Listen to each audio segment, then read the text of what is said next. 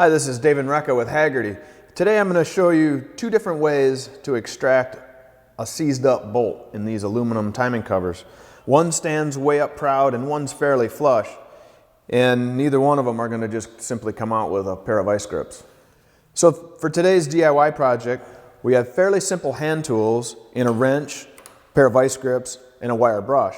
But then we get into a little bit more expensive pieces as well. We have an oxyacetylene torch, the striker, a good pair of shaded safety glasses, of course a good pair of gloves, and then we also are going to be using a MIG welder, and then of course a good welding helmet.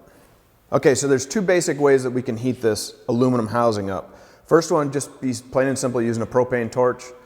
It'll just take you a little longer. I have an oxyacetylene torch I'm going to use today, and it'll be a little quicker. Now the danger is aluminum will heat up to the point where it will bubble, and it will not really show you that until it's starting to bubble. So just be real careful, take your time and be patient. It's not going to turn red like steel, so you have a visual indicator.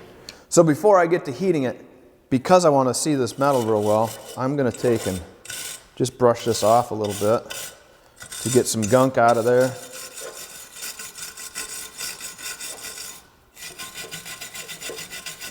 And for what I'm doing, I'm not worried about that little bit of oil. It'll burn off. All right, so safety glasses. It's always a good idea to use some gloves that can get a little warm, or better get warm.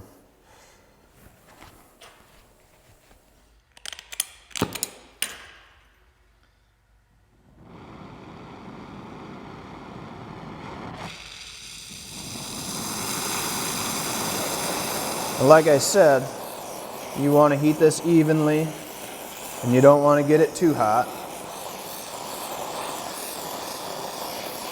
Just enough to get it to expand. Aluminum's going to expand pretty quickly.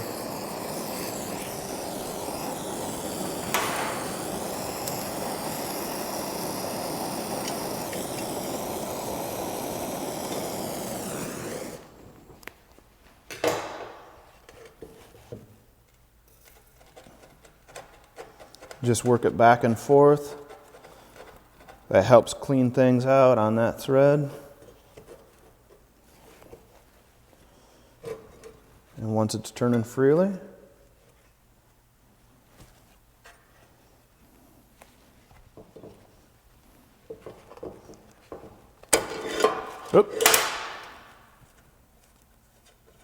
voila. All right, so you can see that was pretty easy, and the thread in the aluminum is still there. This part's reusable.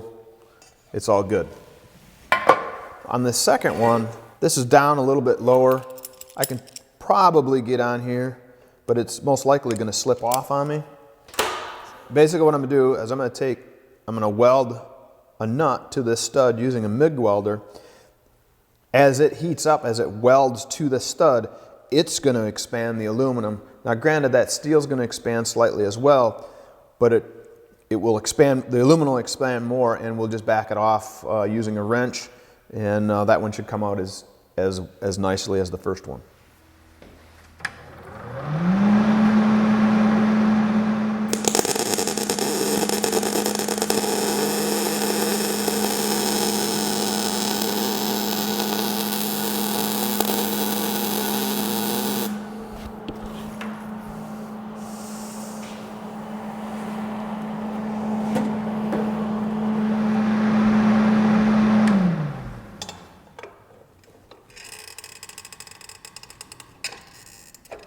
I like to get after it while the aluminum's still warm, and the MIG isn't going to attach to the aluminum. So you don't have to worry about basically permanently welding to in this case.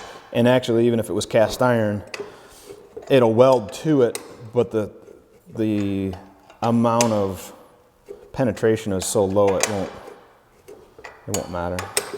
If you don't own a welder, you certainly could take it to any welding shop, tell them what you need, and they would be more than happy to do that for you. Obviously, when using a welder, take all the necessary precautions from a safety standpoint.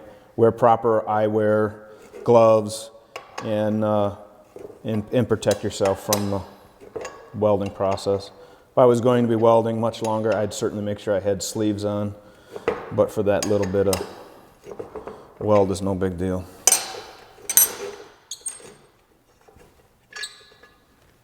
There we go. There's that one. Again, the thread's intact. I'll probably still clean it up with a tap just to make sure it's nice and clean for the new parts. And there we have it. Thanks for watching today. Hopefully you found it informative. And if you got any questions, leave them in the comments section below.